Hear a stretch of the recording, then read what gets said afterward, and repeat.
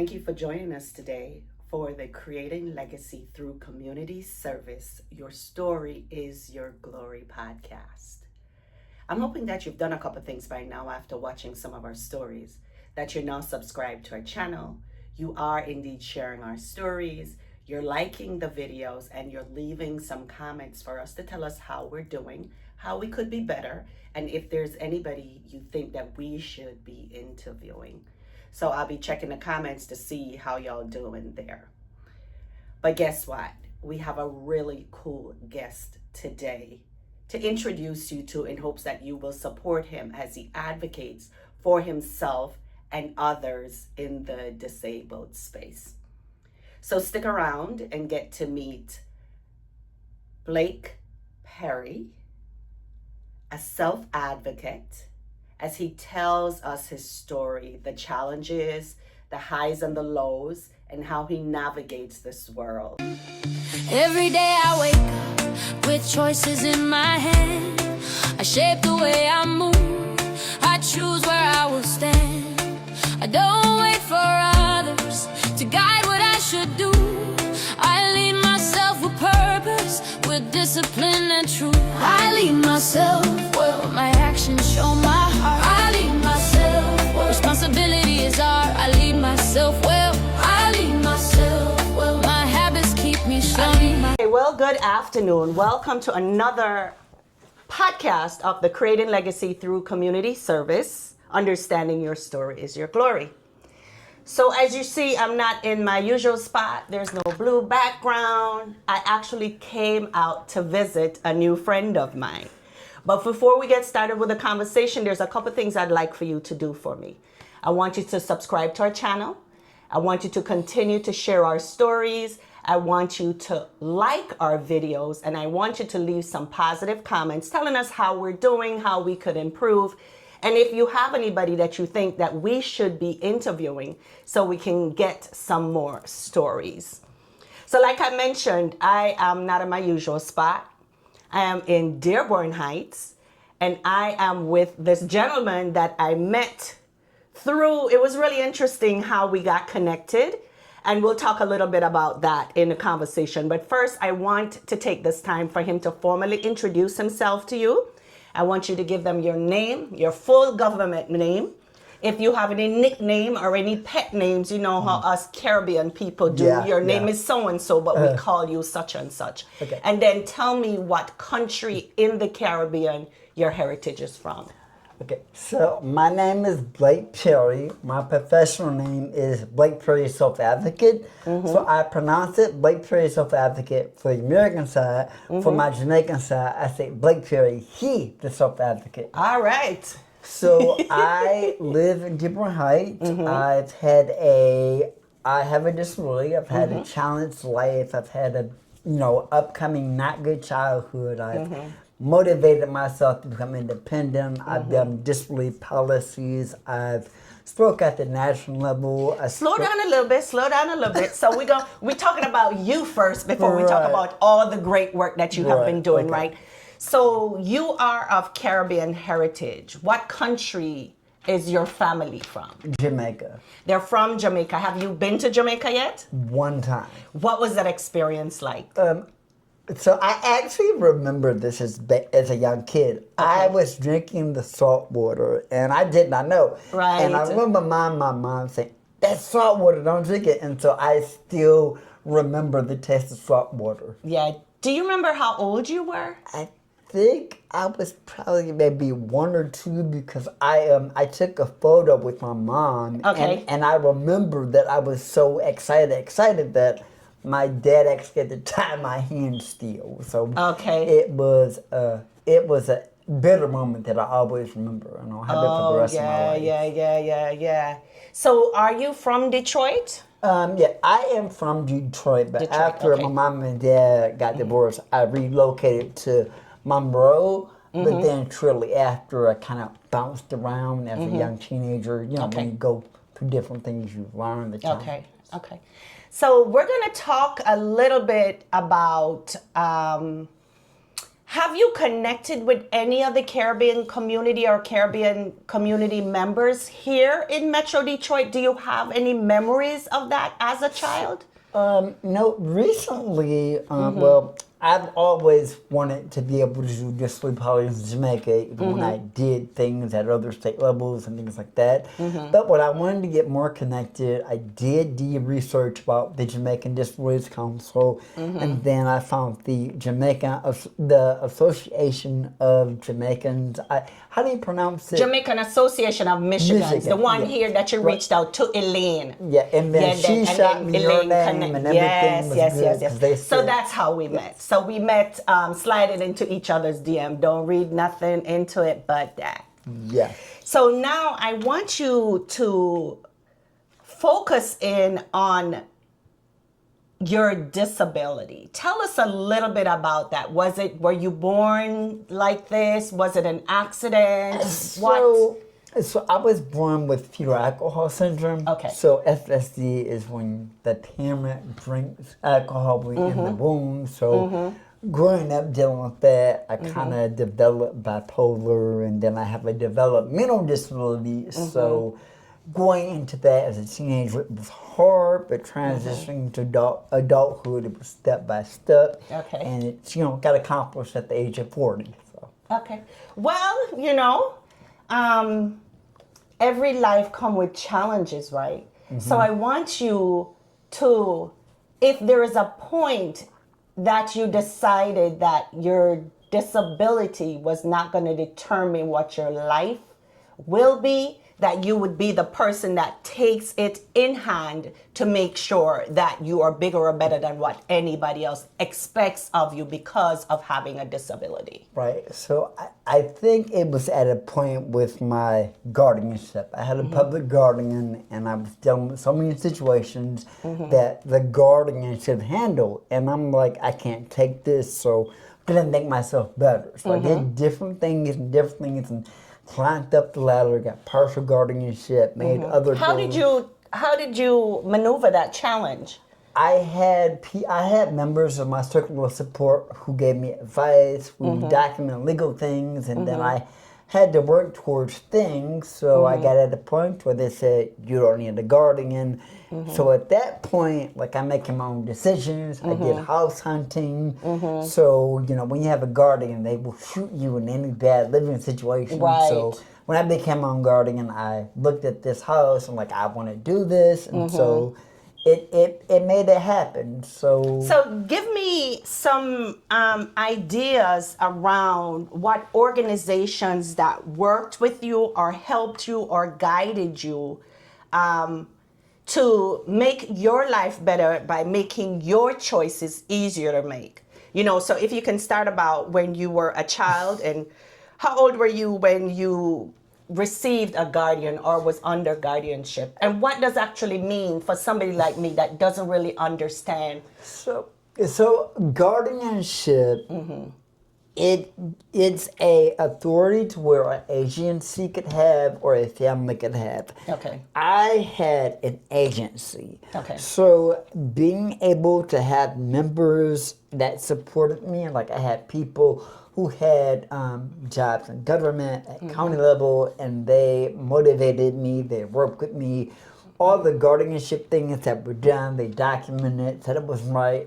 At a point, I wasn't able to get a copy of my house lease. And they're like, he's entitled to that. Right. So that was a big thing. So I think that there are, when you work with people, I've done advocacy with the DD Council. And With the what council? The Michigan Developmental Disabilities Council. Okay. So you got to tell us what the abbreviations mean. Okay. We're not from your world, so you got to educate me. Okay, please. so the Michigan Developmental Disability Council is a council that advocates for people with disabilities across Michigan. Every state has a DD Council. So by me being on the council, I've had people that supported me who were at the council but a part of my circle of support. Got it. So with that, when you show people that, okay, he can tell people about policy, he's educating people, he understands. So with that support, they're like, he doesn't need a guardian, he should basically be running for Senate. So it was things like that. And So, utilizing and just when you work towards your goals, it happens. I mean, like I wanted a job and I went through Michigan Rehabilitative Services and it took time, but I got a job at Kroger's and I've been there a whole year.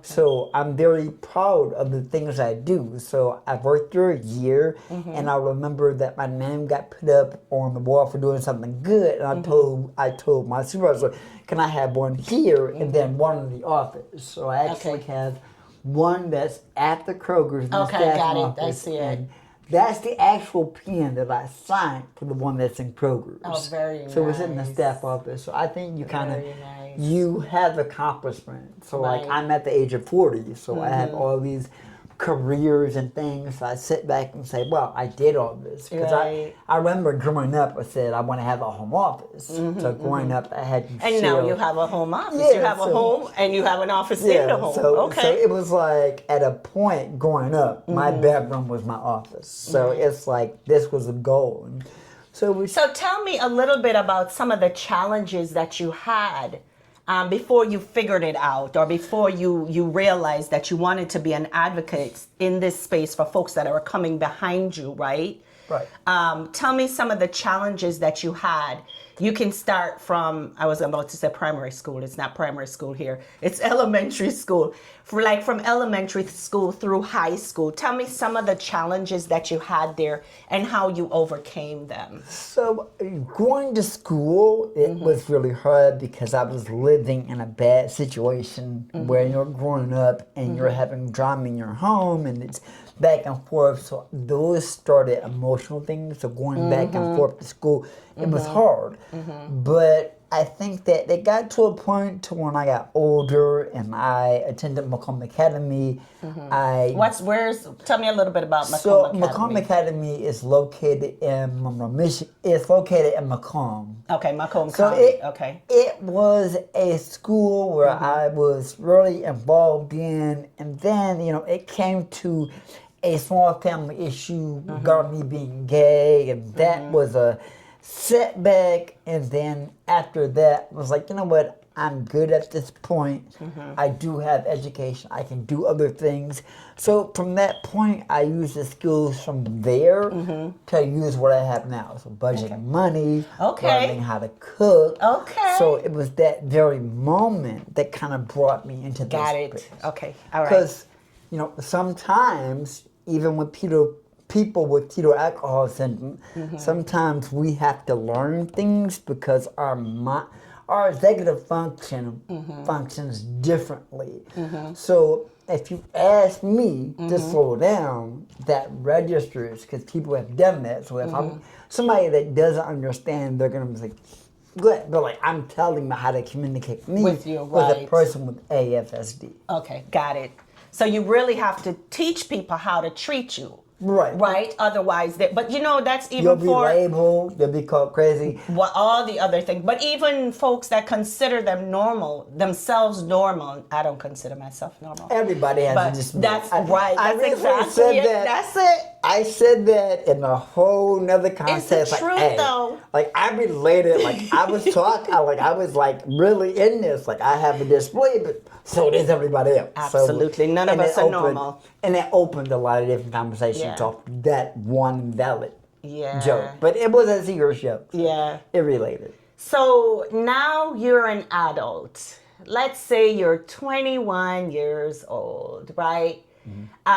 Was it at that point you decided, look here, I'm not only going to stand up for myself, but I'm going to stand up for others? Or were you older when you said, this is it, I'm done, I'm fed up with what is going on, I am going to take my life in my own hands and just lead the way versus other people leading me? So at a point, I was a part of a statewide organization. And at that point, I advocated. I'm like, I'm just going to start my own consulting business. Okay. I kept saying, how old were you? I think maybe it was around 29 or I don't remember. Okay. But I just remember advocating, like, I'm going to set up my own presentations. Because it's like when you're an advocate and there's a system and then there's systems that are controlling the advocates, you understand stuff. You're like, I need to be independent, and that's what I've done. Okay. And I think that, sometimes, it's okay to have system advocates, but it's also okay to have independent Is that what advocates. they call lobbyists? Yes. System advocates? I mean, they are lobbyists, but if you look at it at a disability level, I know. It's like, okay, this is our 5-year strategy. Like you're a support system. So this is our 5-year strategy. We need advocates to help us do A, B, and C. So versus having like a consultant, we're like, hey, this is how we can do this. You have the option to do A, B, and C. This is like, it's real. Like, we're not going to advocate and say, the house lease is what it is. We're going to say, no, you're entitled to your house lease. Got it. That's how my consulting business is shaped. And when you are doing the work of independent consulting, it's a challenge because I'm working every day. I invest so much money. And then you realize you're doing so good.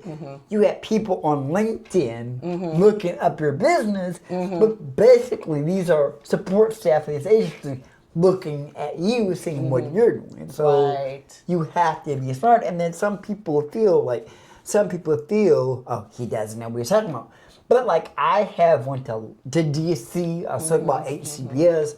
And that's what I was going to come to next. Tell me about some of the advocacy work you've done, right? So I'm looking at all the fabulous things you have on your wall. Talk first about the city of Westland.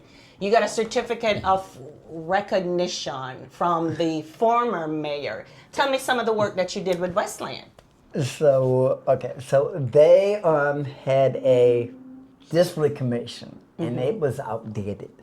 So the other advocates on the disability in the city, they could not get the information. So I filed a FOIA request through the city clerk, and I got it. Okay. So it caused uproar. Ah. So I'm going to council meetings, and I'm dealing, and at this point, like I'm dealing with politics. I'm on campaigns, I'm doing things. And so when you're going to council meetings, reading information that they're supposed to file, you have people within the mayor's office, and you have people on candidates. So it was understanding that you have a voice. So it's like basically hearing Tubman reading the Constitution. Right. She's right, right. They're not going to let her read the Constitution. Right. So it's like when you do that, because like the system advocates on that, basically, which is their disability commission, were advised by the mayor. So they did not have the information because it wasn't there. But I filed a FOIA request. So when you file a FOIA request, I got the structure that the former mayor put in place.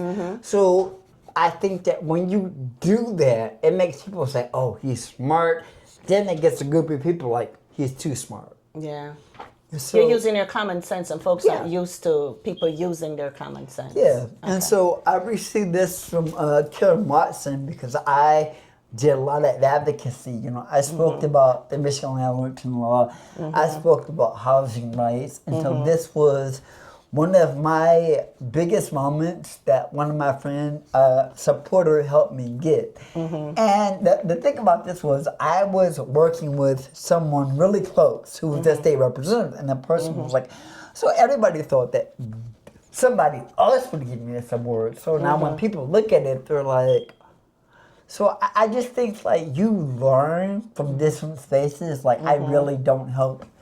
I used to help people campaign full time, but like I don't do that because it's stressful because you're dealing with things and people get mad. And you can be scared sometimes. Like it's been times where I'm like, I'm not gonna ride my bike down the street. It's like it's life Because folks know you. Yeah, so it's life. You have to speak the truth. You can't just sit there and be silent. But when it's like if I read legislation or something and somebody doesn't understand something, and all my life, like I'm looking at people with disabilities in Jamaica and I'm like, they could do better. They could do better. So tell me some of the more recent advocacy work that you have been doing. Recent advocacy work is I did a presentation on PCP. So right now, I was appointed to the City of Dearborn Hospital Commission because I advocated to bring it back. And so the former mayor put it back, and as he resigned and went on to the Trump, he got appointed to a DC administration, which is the administration of the White House. Not going to say names, but now the commission is not really active. We've had two different incidents, a bike incident, and like I did the same thing. I reached out to the city clerk, like kind of get the bylaws, Right. and just communicating with people and not being done. So it's like you have to be able to be strong and stand up for what you believe in. So I'm living in a very respected Muslim area, and it's me, somebody with Jamaican heritage. So some people support it. Some people are like. So like I think that, and I think that's the challenge. I think that people feel that one person's voice does not matter. And like every day I say, when I advocate, I'm not only advocating for people in America, I'm advocating with people in Jamaica because it's 50-50. People with disability, period. Yeah, it's 50-50. So. Right. Okay. So you mentioned presentations. Tell me some of the presentations that you have on hand now. So if I'm supposed to reach out to you and say, Blake, I have this opportunity with the Black Leadership Advisory Council, and I'd love for you to talk about policies as it regards disability, in the African diaspora space. What presentation would you pull out? We could talk about self-determination. We could talk about, what do you do when you need to move in your own home. We could talk about guardianship. We could talk about person-centered planning. We could even talk to elected officials on how they can utilize HCBS. So I have my own presentation that directly deals with how HCBS can work with government. So think about this. When you are a system advocate, you understand what those support staff create in their presentations. So it gives you the ability to adapt and create presentations that are more lived experience. Because within the system, I'm gonna be real, in the system, you can make more money by putting people in a home and not giving them the right for educating them. Got it. So the purpose because now you're in control. Right. Yeah. And even like my former people are like doing this, and even some people that he lives in a group home, don't listen to him, but that doesn't matter because everybody sees that. No. People will say he's not independent. They'll just tell other people that receive services. Right. But yeah, I am doing it. So it's like you have to be able to actually be happy because your success is your success and yours only. Absolutely. So we first connected because you're interested in advocating for disabled people in Jamaica. And how much of the research have you done on that, and why the passion for Jamaica? Is it just because you have you're from Jamaican heritage, or what is the draw? What is the thing? Okay. So the draw is like, when my dad lived in the U.S., I mean, he worked hard, he did things, but he had his own issues, but he didn't understand my disability. And I'm like, And then, like, I just started looking up things in Jamaica. Like, I started looking at the LGBT community. I'm like, that's bad. That's bad. Then recently, when I found out about, the council, the Jamaican councils, the legislation that was created, and at the same time, I'm working my consulting business. I'm like, I want to do this. So it was like, I could do this, but the first part was like, you got to get your citizenship. Stop sitting on your ass and work on your citizenship. So I have a PCT coming up, and we're working on that. And I'm just so excited. You have your passport, right? I have to buy one. I have to save up money. I have to pay rent. You gotta get your passport. I have to save up money. I have to get things Put that done. on your goal. 2020, what's next year? 2027.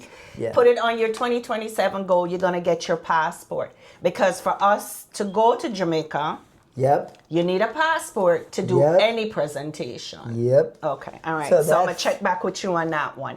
Now I want you to tell me a little bit about what you know about what the Jamaican government, because you and I were just listening to it earlier, what the Jamaican government is doing as it regards policy or programming around making sure disabled people have the rights that they should have. Okay, so within this country, we had a law put in place, which is the Americans with Disabilities Act, that gives people access, non-discrimination, and things like that, housing rights, renting and work rights. So Jamaica implemented their version, but in 2014.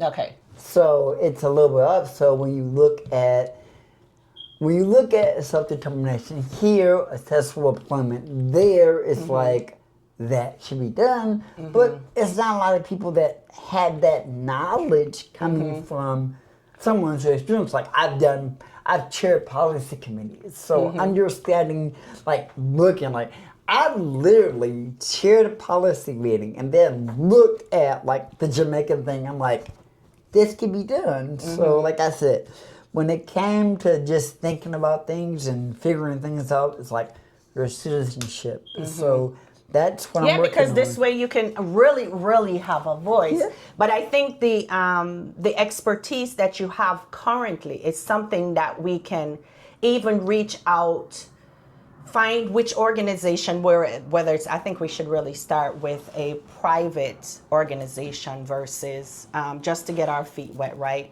To see who you can present, your known work so far to, so they can understand the value that you have, so we can kind of move it up that chain, right? So as it regards our next steps, meaning you and I's next steps, I think we need to talk about, or we'll circle back around as to how we now come up with a plan, come up with a strategy and say, well, these are the 2 or 3 groups that we're going to reach out to. What's the best way to reach out to them? Do we have anybody in Jamaica that's in that space now that can help us open that door to get through it, right? And then understanding that not only are we representing disabled people in Jamaica, but that can be a bigger thing when it comes to the Caribbean itself. So it's always nice to start small in areas that we know that we can accomplish something, understanding that strategically we want to make sure it spreads, right? So what are your thoughts around that? It makes sense because you have to work small. It's not like we can go directly to the Prime Minister, right? So we have to work small. But we got to make sure he's ready for the conversation. Yeah, that's how that works. You work small because, being able to travel to D.C., I would never forget this moment. John Connors had just left office, right? And we could not meet with him, but I was able to go in his office and take that picture. Okay. And that it's just those moments you have. Or I've seen Rashida Tlaib speak at other forums. And there's a specific image where she's taking my picture like, it's on. Yeah. Right. So it's just like how you connect. And I think that when people don't understand something, they're not going to take, but some people understand. So a lot of my staffing, they're from Nigeria. So we click automatically. And it's just, when you connect with people, you connect with people. Right. So talking about your staff, majority of them are immigrants, or are they Americans? They're from Nigeria. Some of them have their citizenship. Okay, so but they are, yes. So they're considered, they're considered immigrants. They're good, though, right? Right. We all are at some point. I know, right? We ain't gonna go into that long conversation. We'll never get finished with that one. We're on from somewhere. We didn't come from somewhere. Wait, child, if you was born, you know what I mean? But when you think about the Caribbean community here, or the Jamaican community here in Michigan, do you have any connections with them at all? Is there something that you think if we were supposed to set up a forum or a format for you to come educate us on what it's like to be of Caribbean heritage and disabled, and how you felt like we did you a disservice by not making sure that portion of you was fed? You know what I'm saying? Right. So I think that's a conversation because there are a lot of things that can be done. We could have we could talk about what is self-determination in Jamaica, what is equal employment in Jamaica, how do people in Jamaica educate their elected officials, how are people able to reach out to the prime minister, how do we, so it's things like that, and I think that we as people of dissent should encourage each other. Like, let's stop complaining and support Do one something another. about it. Because what I'm thinking is, Because go ahead. I mean, just at one point, like, it was a small thing in life, but I was elected as a precinct delegate. So those things are conversations that we could have. Right.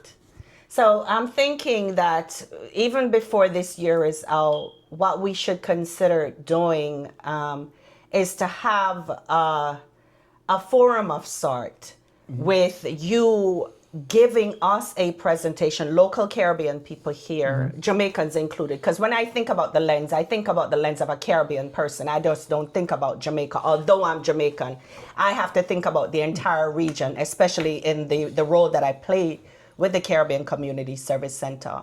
So having a forum or a conversation with you leading us, letting us understand when a child is disabled, you know, what it feels like for that child, because it's a lived experience of yours when we as parents don't acknowledge, stand up, you know what I mean, take care of you the way that you should be taken care of. So that teaches us now moving forward, right? If we have a friend or a family or somebody that has a disabled child, look at it through their lens instead of through ours as normal people's lens. Right. It's like if people, so I've had a conversation with somebody in Jamaica, and I'm like, you know, these people have rights, and then the person's like, these people can't walk, they can't talk. Yeah. So you probably know who I'm talking to. It's ignorant like, conversation. And I'm like, you know, sometimes too, like even like when I talk to my dad, I have to block him because he does not understand that the way he's talking triggers emotions. That's what I'm talking about. And I think that we, you know, people are saying, "Oh, he can't talk, he can't walk." Well, how do you know unless you teach him? Exactly. That's So- exactly it. You know, so I'm always like, okay, so what if people just from Jamaica saw my TikTok? What if they saw my See the work that you're doing, following on IG, and see the work that you're doing. So you're gonna tell us at the end how we can follow your work, right? Because you do some interesting things. But it's has been a pleasure and what eye-opening this conversation with you. And I'm glad that we did connect to see now how we can use what we're learning today, what you're teaching me today, what you're going to teach me when we get together again. Understanding that we need to create legacy through community service for all our community members. Right. So when you think about what creating legacy looks like for you, tell me a little bit about that.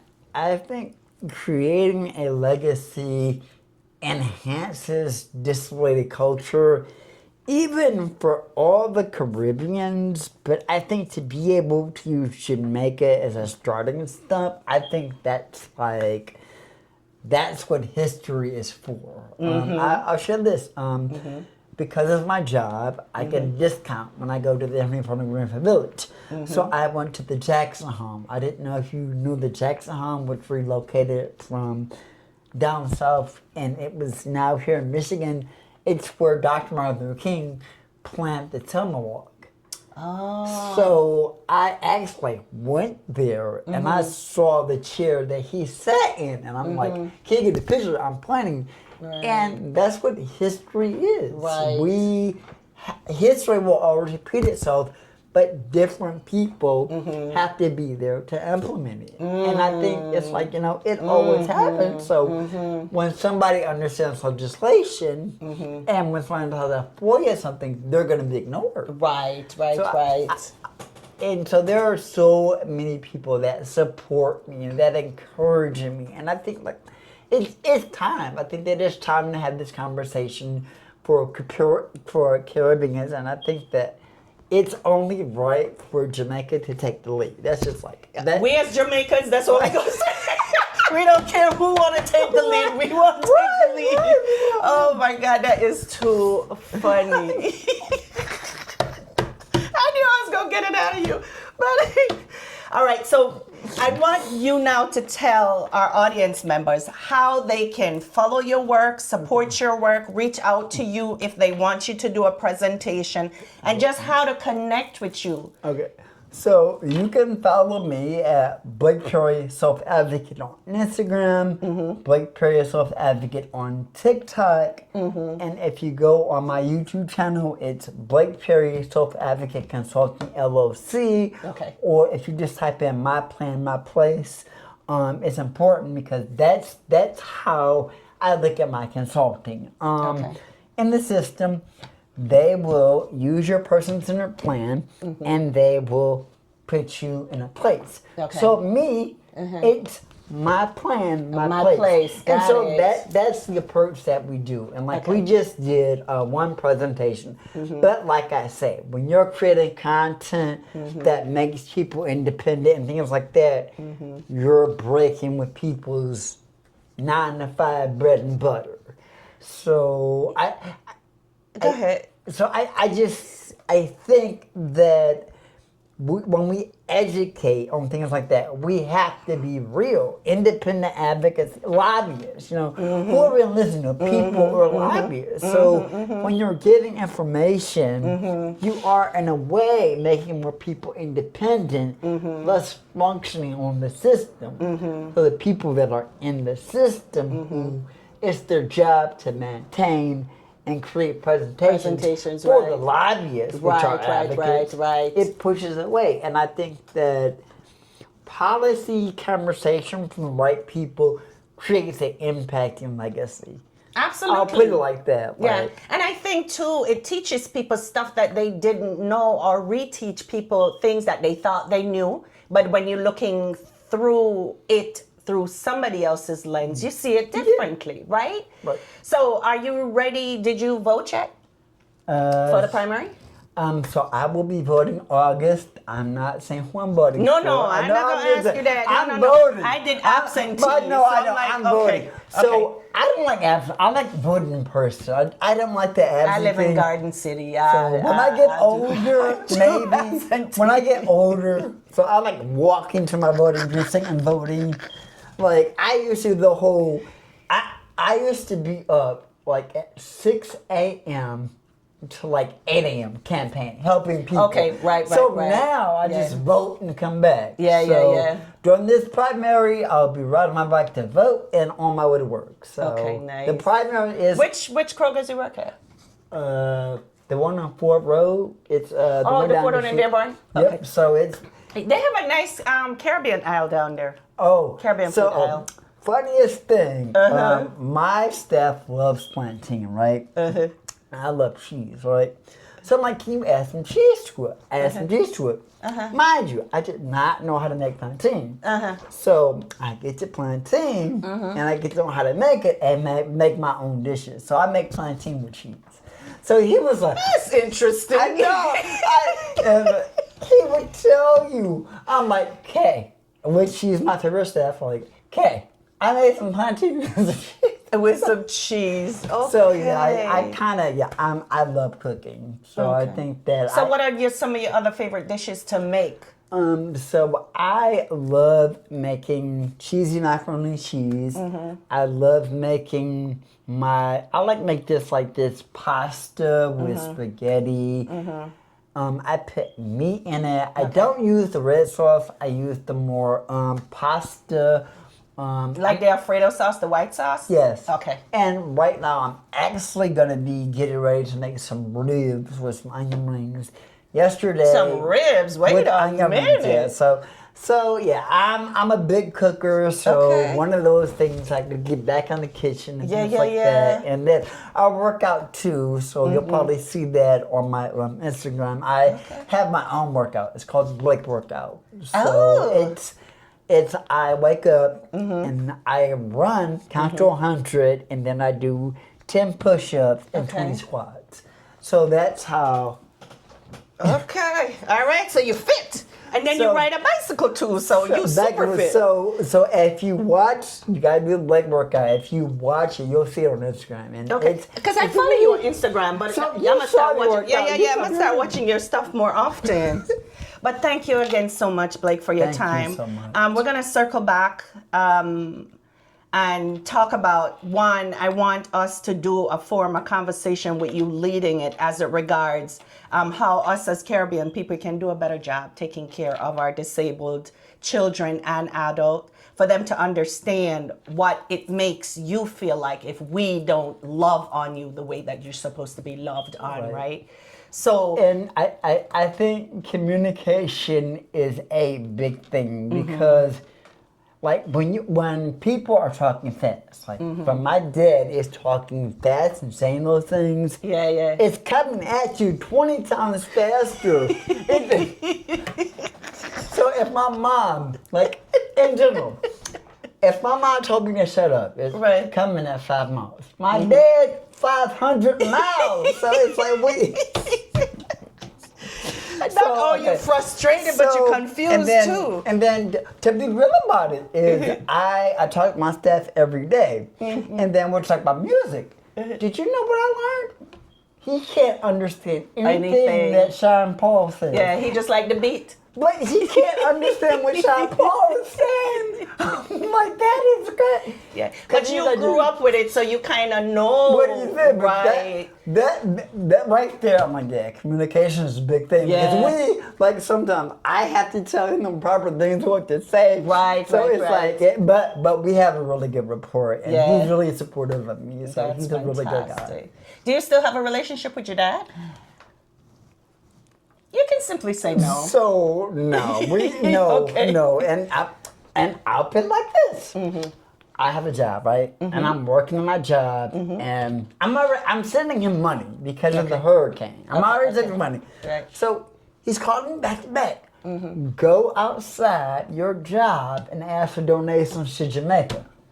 I'm like, I can't, and just block him. I'm like, it's just some That's things. a lot. If Yeah. I would have did that, I would have been unemployed. Yeah. And I had to explain, like, we have Yeah, features. yeah. We certain things we cannot do. Yeah. So explaining that to him, him, it's yeah. like, Yeah. cause he feel like sometimes I'm in a meeting, he's calling me because I'm talking myself. Right. But it is what it is. Like sometimes if you need your priest, you just have to block people. I agree with you. got Look, I'm a quick block and delete person.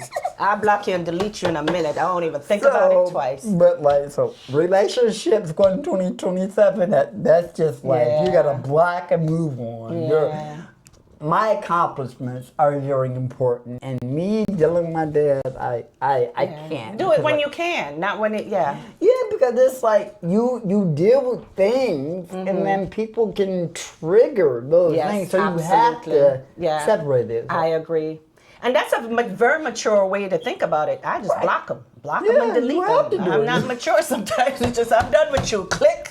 I'm gonna write a book about this whole blocking, deleting, moving on, creating relationships. So I mean, like my whole goal with 2027 is working on my citizenship, Thank doing my you. Getting your presentations. passport. Yeah. Okay. and Passport creating. comes first. Passport comes first. Okay, we definitely about to save up on that. Passport comes first. We definitely about to save on that. Okay, but it's like my main thing now, like in my plan before I do it, creating meaningful relationships. Absolutely. So that's what I'm doing right now, because it's part of my PCP plan that I'm getting ready to host. And yeah, I would love for you to be a member of my circle of support. That would be really nice. Yeah, let's talk about that. Let's talk about what So that welcome. looks like.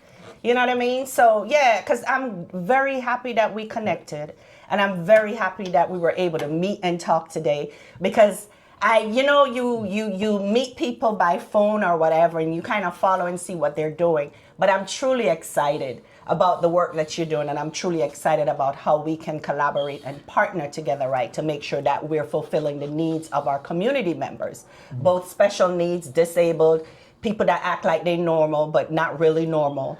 But Well, to kind of say that Everybody can say we're not normal. If everybody was normal, huh? Ain't nobody normal. There was only one person normal. We know who that That's was. it. And the rest of us, know. yeah, we there all was a only little one touched. people normal on this earth. Yeah. And he's normal. But thank you again. So we're going to close out now. We're going to ask our subscribers to follow this channel. Make sure you follow Blake. I'll put all his information with the notes in the description box with this video. Support him, love on him. Look out for when we're going to have the conversation with him. If you're in Metro Detroit, you are invited to come and hang out with us. And until next time, peace. Peace. Every day I wake up with choices in my hand. I shape the way I move. I choose where I will stand. I don't wait for others to guide what I should do. I lead myself with purpose, with discipline and truth. I lead myself well, my actions show my heart. I lead myself well, responsibility is art. I lead myself